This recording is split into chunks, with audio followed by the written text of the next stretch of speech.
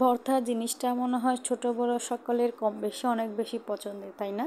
তো আমিও আজ 3 ধরনের ভর্তার রেসিপি নিয়ে হাজির হলাম। আসসালামু আলাইকুম এভরিওয়ান, ওয়েলকাম করছি আমার আরও একটি নতুন ভিডিওতে। তো আশা করি সবাই অনেক বেশি ভালো আছেন। আজকে 3 ধরনের ভর্তা করে আপনাদেরকে দেখাবো। এখানে একটা ছিল টমেটো ভর্তা, একটা ছিল ডিম ভর্তা আর একটা ছিল কাঁচা কলা ভর্তা। তো প্রথমে একটা ভর্তা স্টার্ট করে দিই। প্রথমে আমি করব টমেটো ভর্তা। এখন যেহেতু শীতকাল আছে, আমি জানি অনেকে টমেটো ভর্তাটা বেশি পছন্দ করে। তো আমি এখানে 2টা বড় সাইজের টমেটো নিলাম। টমেটোতে আমি কোনো রকম তেল দিই নাই, তেল ছাড়াই আমি আজকে ফ্রাই করে দেখাবো। কিন্তু 3টা রসুনও দিয়েছি, রসুনটা আমি পোড়া করে নিচ্ছি। তো আমি দেখেন এগুলো কিন্তু ঢাকনা দিয়ে এরকম পোড়া হয়ে গেছে। তো প্রথমেই আমি টমেটোর খোসাগুলো খুলে নিব। দেখেন কেটে কেটে অটোমেটিকলি খুলে যাচ্ছে। তো আমি সব টমেটোর খোসাগুলো নিয়ে ফেলে দিব। এগুলো রাখলে কিন্তু ভর্তাটা খেতে ভালো লাগবে না। তো আমি হাতে সব কিছু কচলে নিব ভালো করে। এখানে আমি সাথে 3টা কাঁচামরিচ নিলাম, তারপর রসুনটা দিলাম। রসুনটা যার ভালো লাগে অবশ্যই দিবেন, আর যাদের ভালো লাগে তারা নাও দিতে পারেন। তো আমার এখানে হাতে কচলানো হয়ে গেছে। এখন আমি অনেকগুলো পেঁয়াজ দিলাম, যেহেতু ভর্তাতে পেঁয়াজ দিলে কিন্তু অনেক বেশি মজা লাগে। তো আমি পেঁয়াজ সবগুলো দিয়ে, রসুন, কাঁচামরিচ, তারপর এখানে ধনিয়া পাতা, কিছুটা সরিষার তেল দিব, তারপর হচ্ছে যে লবণও অ্যাড করব, তারপর কিছুটা তেল অ্যাড করব। এই যে সরিষার তেল দেওয়ার পর আমি সব কিছু হাতে মেখে নিব। হাতে করে মেখে খেলে না ভর্তাগুলো আসলে অনেক বেশি টেস্ট হয়। সামনে শীতকাল আসতেছে, অনেক বেশি টমেটো পাওয়া যায়। টমেটোর সিজন শীতকাল বললেই। আর শীতকালে এরকম ভর্তাগুলো খেতে অনেক বেশি ভালো লাগে। তো আমার এখন ভর্তা সব কিছু একসাথে, টমেটো পেস্ট আর পেঁয়াজ সব কিছু মরিচ একসাথে অ্যাড করার পর আমি একটু লবণটা চেক করে দেখব।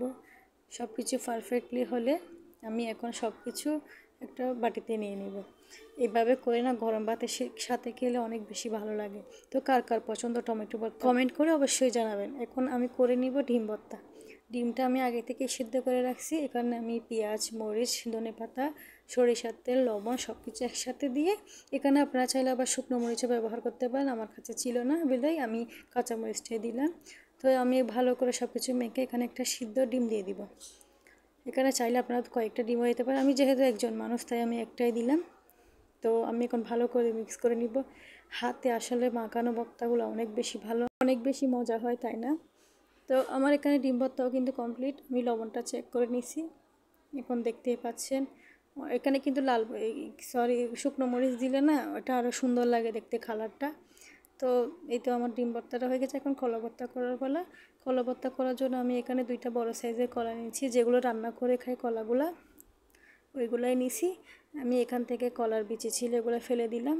এগুলো আমি 2টা বড় সাইজের কলা নিয়ে মাঝখানে কেটে হলুদ দিয়ে সেদ্ধ করছি, যার কারণে এটা কালো হয় না। তো আমি একটা চুলার মধ্যে প্যান দিয়ে, প্যানের মধ্যে পরিমাণ মতো সরিষার তেল দিলাম। সরিষার তেল দেওয়ার পর আমি ওইখানে কিছুটা রসুন দিলাম। রসুন দেওয়ার পর আমি কিছুটা আবার পেঁয়াজও দিলাম। আমি রসুন দেওয়ার পর আমি এখানে উপর থেকে কিছুটা কাঁচামরিচও দিয়ে দিব, যাতে ঝালটা বের হয়। এখানে চাইলে আপনারা শুকনো মরিচও ব্যবহার করতে পারেন। আমার কাছে ছিল না বেদে আমি শুকনো মরিচ দিই না, কাঁচামরিচই দিলাম। এখন আমি একটু ভালো করে তেলের সাথে একটু নরম করে নিব। এখানে একটু হালকা পাঁচফোড়ন দিলাম। পাঁচফোড়নের সুগন্ধটা আসলে যারা খায় তারাই জানে যে সুগন্ধ, আর যারা খায় না তারা স্কিপ করতে পারেন। তো যাদের কাছে গন্ধটা আসলে ভালো লাগে না তারা দিয়েন না। তো এখানে আমি কিছুটা লবণ দিলাম, যাতে পেঁয়াজ সব কিছু নরম হয়ে যায় তাড়াতাড়ি।